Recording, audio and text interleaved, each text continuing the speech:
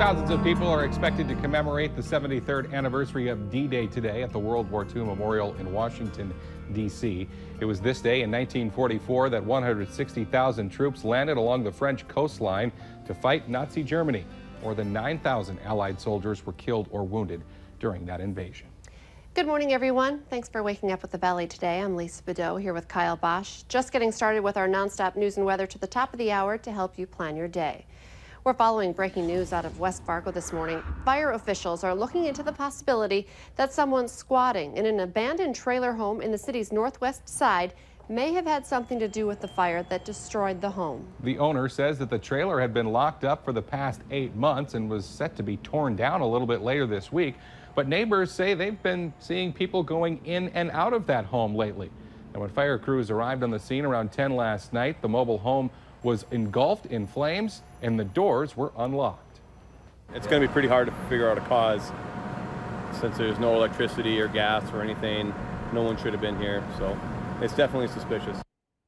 The West Fargo Fire Chief is urging anyone who owns a home that they are not living in to check the doors and locks to help prevent people from getting inside. Following some more breaking news in West Fargo this morning, where a chain reaction crash sent 4 people to the hospital. It all happened around 7 last night at Veterans Boulevard and 32nd Avenue South. Police say one car hit another near the intersection, then collided with a third vehicle. Everyone was in seatbelts and no one was seriously hurt.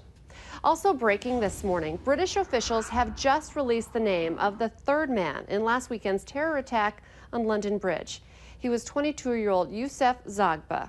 The other 2 have been identified as Karam Shahzadbut, who was a naturalized British citizen born in Pakistan and was known to British intelligence due to his association with radical extremists. And Rashid Ridwan was not known to police and claimed to be of Moroccan and Libyan descent. All 3 men were shot and killed by police officers within minutes of mowing down pedestrians on London Bridge, then stabbing several other people at random. Now, police in London say they have now released about a dozen people that were taken into custody after the attack. It's now 6:51. Time for weather and traffic on the ones, and we start with meteorologist Lisa Green. Good morning. Today, mostly sunny skies again and warm temperatures as well. So it's going to be another keeper here for this Tuesday. We've got lots of sun on the way into the afternoon hours. We'll warm up into the upper 80s, and into the evening, we'll start to see some increasing clouds and a chance for an isolated storm or 2 as well this evening. Wind out of the south picking up in advance of this front that's going to be moving through and gusting into the 20s. Here's a look at our temperatures right now. We are in the 50s and 60s. It's 64 degrees in Fargo, 60 in Grand Forks, and into the 50s a little bit farther to the east here to begin the day. All of us nice and mild and comfortable outside, and we'll continue that climb now that that sun is up here this morning. Visibility looks good. We've got wind speeds that are into the teens, top speed of 18 miles per hour in Langdon, 13 mile per hour speed in Fargo, and 7 in Grand Forks out of the south. Radar showing some very quiet weather. We have had a few clouds passing through. We saw some of those on our sky cam. And then out to the west, the Devil's Lake area, that's the better bet for getting cloud cover today, maybe even a sprinkle under that.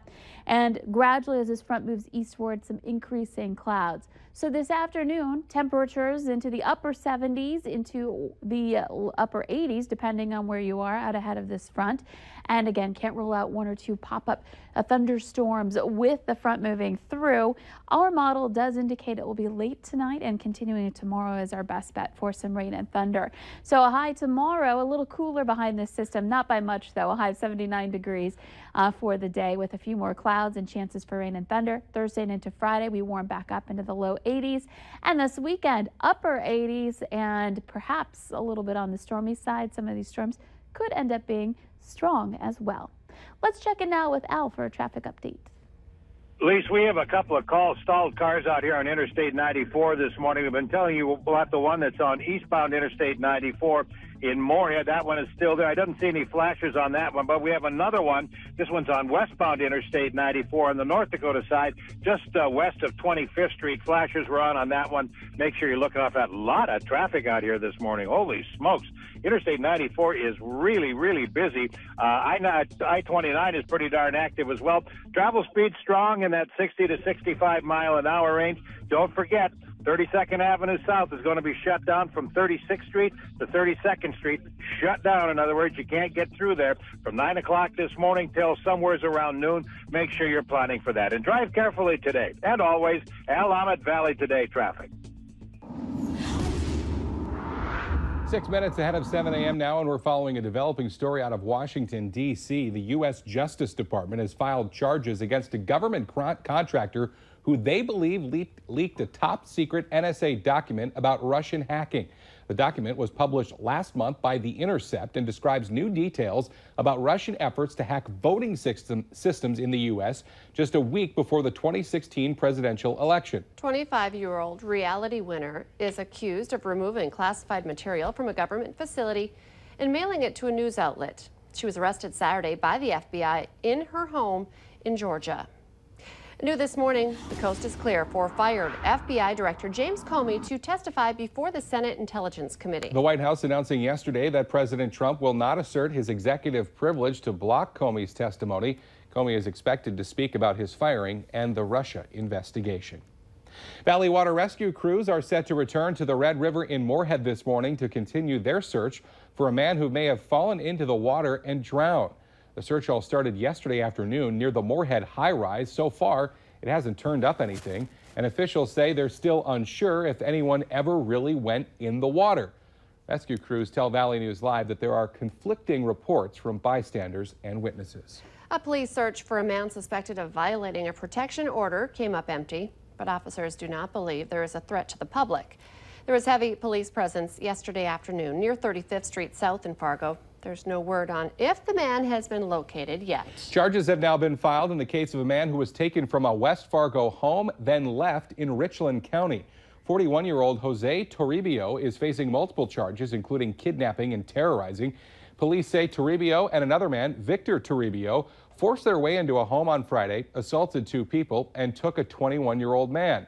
Police later found that 21-year-old in Great Bend in Richland County. Jose and Victor Toribio were eventually pulled over in Moorhead. Viewers then sent us this video of police finding and arresting the men on 8th Street South.